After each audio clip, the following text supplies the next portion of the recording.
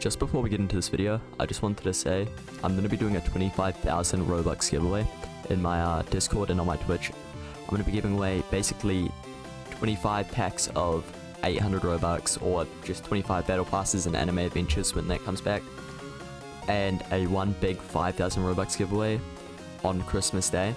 So make sure to join my Discord, to like the video, subscribe, because you're not going to be able to win if you're not subscribed. And yeah, just be checking my Twitch constantly because I'll be going live, and you'll figure out how to join the giveaways through there. But anyway, yeah, let's just get into the video. Alright, as many of you guys may have already seen, Anime Adventures has recently announced its re-release. So I'm just going to quickly go over some main points people are talking about and may be interested in. Alright, so for the first thing, I'm going to be going over copyright laws. So many people know Anime Adventures was taken down last year around December due to various reasons, mainly due to an issue surrounding the anime My Hero Academia and a game that GameFam, a Roblox game company, got the license to create a game for with the characters from My Hero Academia. But due to the fact Anime Adventures had a conflicting usage of My Hero characters with no license, it was ultimately taken off the platform.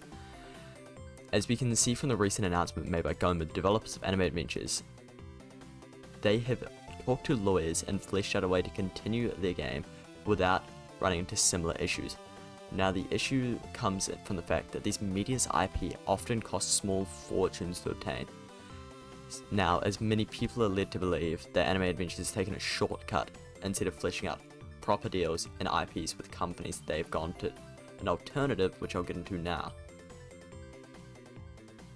So, for the alternative, there's the unit model and rework and like name changes. So many of us like Anime Adventures for the simple fact that we get to see our favorite anime characters fighting off enemies and enjoy the simple premise of the tower defense aspects. As the content and engagement for the game is quite lackluster, to be fair, unit models and VFX and characters from anime are an integral part of the game. And you can see pretty frequently throughout the game's history that when there hasn't been quite as good unit models or quite as well watched animes, the updates haven't actually performed as well. But many people are actually quite concerned about the fact that they might possibly go down the route that Anime Defenders went, where they basically just changed the way the units look. I'll put some like visual things on screen to show you guys. They just don't quite look how they'd look in the anime. Like, you can kind of tell it's them if you get told it's them. You're like, oh yeah, I can kind of see that. But it's kind of hard to tell it's them. And people are kind of worried that that's what Anime Adventures is going to do. But hopefully, as they've been talking to lawyers supposedly, and going over it and, you know, trying to flesh out the entire situation and find a way to get past these, or either get IPs. But I don't personally believe that they would spend a whole year to just mess up all the unit models. I know the Anime Adventures devs actually they care about their game and they like working on it. So I feel like if anything, they're more likely to either have slightly changed the models and have them not be too far apart, or they've actually worked out a way to get an IP for some of these big animes and these big shows that could be trying to take them down. I'm just obviously in a rip-off here, but so we've got units from these are all actual units in Anime Adventures. We've got units like Gojo from JJK, we've got Stark from Bleach, we got like Katakuri from One Piece, we got Luffy and all of that stuff, you know? I feel like Anime Adventures devs, I feel like they would either work it out or not drop the game at all in its current state. And I feel like that's why it's taken them so long, is they've found a way to get around it, but it's taken them a very long time. Now, a lot of people are actually quite worried because in the recent trailer they dropped, the one just titled question mark, they talked about, well, not sorry, they didn't talk about, they showed a sneak at the very end of the trailer where I personally believe it was Aizen, which they sneaked last year for the Christmas update. I personally believe it was him. Now, I'm not quite sure if that was just a shiny skin or if it was a slight remodel. Either way, I feel like it's quite lackluster if it's a shiny, but if it's just a remodel, I feel like that's completely fine. because I'll pull up some images. I've just found these off of like a Reddit post while I was doing research for this video. Basically all they've really done is just change the way his hair looks, changed some facial features, and gave him a little halo. If that's all they've changed about him, or that's all they're going to do for most of the units, oh sorry, knocked my mic, that's all they're going to do for most of the units, just give them like slight little changes, I feel like that's completely fine, and I feel like it'll definitely still fit the theme of Anime Adventures. But what I really am not hoping for is they go down the path, like I was talking about before and you saw before, of Anime Defenders, where there's just a whole lot of units that you can't really tell. But Anime Adventures has always been pretty good with like effects, VFX and stuff like that, so I'm not too worried about it. But I'm actually going to go on a point 3 now, and this is to do with more like the game rather than the game coming back. When the game comes back, rerolls are something that's like obviously very important in tower defense games like this. And I know this is going to sound crazy, and I'm going to just come straight out of the gate and say this, I don't want rerolls to be easily obtainable. Like, hear me out on this. There's like a very fine line that games have to be on either side of, that games like seem to normally be on either side of, but Anime Adventures used to sit directly in the middle of it. And that's, rerolls are way too hard to obtain, you can't get them at all, there's no point in even trying to get them unless you're paying money. And then they're way too easy. Like games like Anime Defenders, Anime Last Stand, they all have way too easy to obtain rerolls. And that just kills the trading in the game and kills all of the value. Now this will come, I'll talk about this like trading a little bit later, but games like Anime Vanguards, they're kind of closer to the middle, where, and Anime Adventures was definitely like right in the nice middle, where you can obtain the like rerolls, but you kind of have to play the game quite a bit to get them.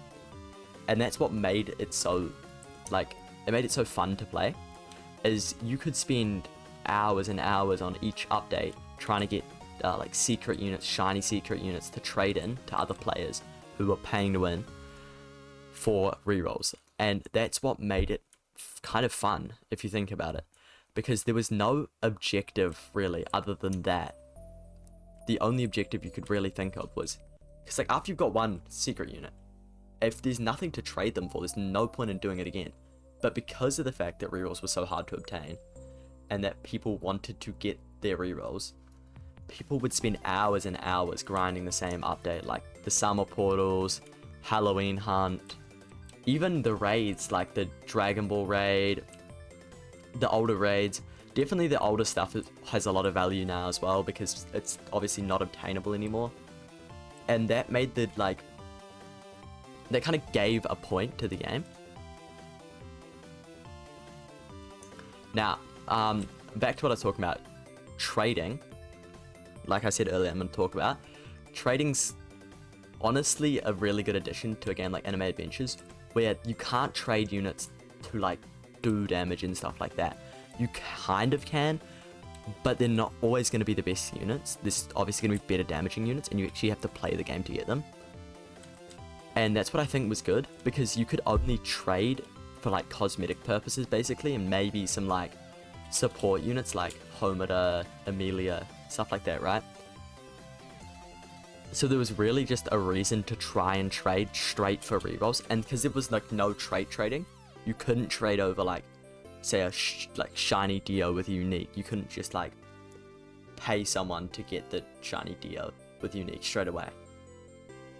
And I feel like that was a really good feature, because it also meant that pay to win in Anime Adventures through trading is like less viable, unless you are willing to spend massive amounts, which I mean in any game is the case. You can, in almost any game ever, you can do it through illegal, like through methods that you aren't allowed to do, like black marketing and stuff like that. No matter what the game you're playing is, there was pretty much no way to counter it. But Anime Adventures, I think, was at like a perfect point where you could just, you know, you had a reason to play the updates. Like, if you've noticed with Anime Vanguards, with their new 1.5 update, and they added like the new Dandara raid, there was genuinely no point in doing it, because none of the units are that good, and it's not like there's trading in the game at the moment.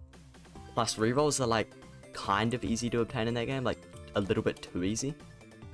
So I feel like trading is like, it's kind of like a, how do I put it? It's like a very like unstable market in games like this, and they need to keep the amount of rerolls that they give out to like more on the minimum side to keep the like supply and demand at like reasonable levels, because of the fact that there's like such a, you know, there's a limited amount of supply, because you have to come into a store and you have to buy rerolls and you have to trade them, because you can't just get rerolls from the game and trade them.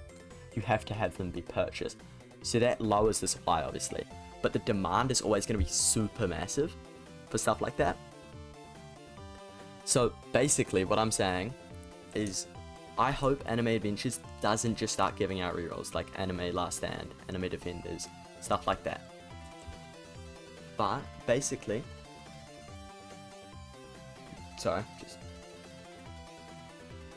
I feel like Anime Adventures was at a good point where, yes, you could obviously pay to win and get just amazing units, but that's not really affordable for everyone, right?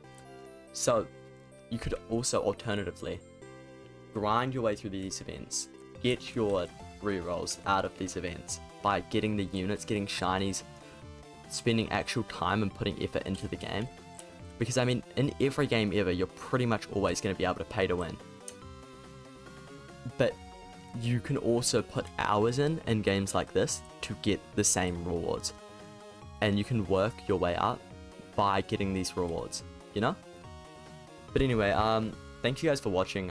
This is kind of just a rant video. I didn't really know what else to talk about, seeing as I'm not really enjoying any other tower defense at the moment, and I'm really excited for the AA comeback.